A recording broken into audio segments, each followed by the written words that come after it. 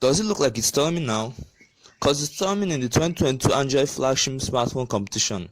Like literally every company wants to be the best so far, from companies which a few years ago had little or no prominence, such as the likes of Realme, IQ, amongst others. Oh yeah, and Vivo. Oh, good Vivo. They've literally spaffed out flagship smartphones year by year, but look like they are literally taking that to a whole new level. From their X series precisely, with their latest X series phone, the Vivo X Note. Without saying much, let's get unboxing. So we get the brand new Vivo X Note, a 80-watt fast charging brick, a Type-C USB cable, a CPU case, and a pair of headphones. Looking at this device, you would just say what I'm saying right now. Wow, that is fantastic design. And it looks like Vivo have really started getting jealous of Samsung and just wants to belong in that top tier flagship phone branding. We all know that it's been some weeks now since their X80 Pro Plus phone was released, which is somewhat uncontested for its photography purposes. Photography purposes, that's only it, and that's why they're raising the bar higher to deliver more. And with the X80 Note, they are actually deliver. So I said the 16 is worth noting about this device. First being the design. Just look at this device, you will see that nothing's changed, but the red finish is still soft and comfortable, as almost all smartphone brands have now joined the eco-friendly movement and all their devices are put through one process or the other.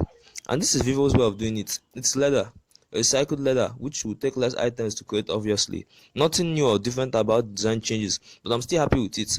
And on the front is polished aluminium, which is nice too, and the front has only a punch hole for selfie cam, so I see that design is great. Then onto display. Look at this Note. It's obviously the biggest non-foldable smartphone display ever, measuring at 7 inches, and its AMOLED panel, a HDR10 120Hz 1500 nits perfect color accurate display, and the refresh rate is adaptive, meaning it can scale as low as 1 Hz when looking at a still object to save more battery. For 8 mega to the S22 Ultra, which has 1750 nits, we can't complain though, companies have grades. Oh, and if you already loved this video, kindly sub to the channel for more videos. Then onto the chipset. The Vivo X80 Note is powered by the Snapdragon 8 Gen 1, the ultimate chipset which clocks out at 3 GHz max per core and has the Adreno 730 GPU. You might be wondering, up to today, why don't smartphones both adapt the newly released Snapdragon 8 Plus Gen 1 chipset, which offers both 50% performance jump and 20% battery efficiency? For the best smartphone performances, everyone's supposed to come with the latest chipset.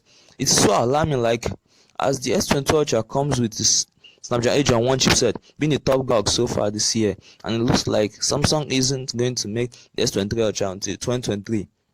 Why can't Vivo, who wants to be compared to S22 Ultra, adapt the 8 Plus Gen 1 chipset which performs more and saves more battery? Well, let me answer that.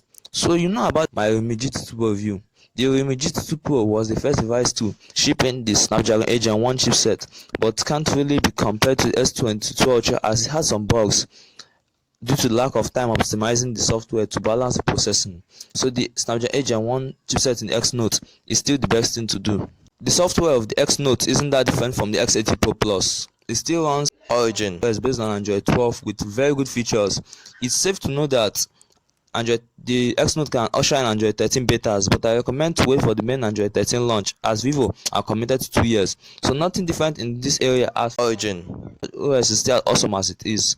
So this device still ticks boxes. And now we get to the battery. Lots of flagship smartphones don't have battery issues as they are constantly upgrading software optimization, and this is where Huawei P50 Pro would have truly excelled only if Huawei was still part of Android systems. I mean that despite having only a 4360 mAh cell, it lasts every 5000 mAh smartphone, only falling under the iPhone 13 Pro Max with just 2%. So Android seems not to lack for their battery beast phones, and I hate to spoil this for a moment, but this is not it. Then to compensate all that is 80 watts fast charging with 50 watts wireless charging, and there's a 10-watt reverse wireless charge option if you need it. And then to the boom boom boom of the room, the cameras. Vivo phones, especially the X series, have boasted of very good cameras, and the X Note follows suit. The main cam is a 50 megapixel primary sensor with optical image stabilization. The second cam is a 48 megapixel ultra wide lens. The third is a 12 megapixel telephoto lens with 2x optical zoom and an 8 megapixel periscope lens with 5 times optical zoom. The cameras are more than excellent at delivering and it is at least a 5% step up from the Vivo X80 Pro Plus. The colors are rich and accurate with that V1 Plus chip doing all the work.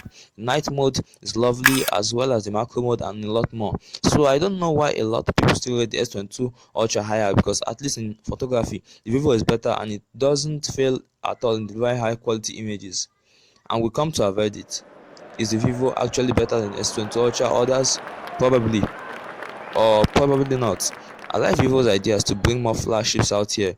Although it's not an ultra packed phone, it has all the features of a regular flagship, but I appreciate that Vivo aren't sitting on a one selling point like others. Don't forget to like and subscribe if you like this video. Please do subscribe, I really need it. I'm Hilary, this is Hilary Chi. Keep an eye for the next one.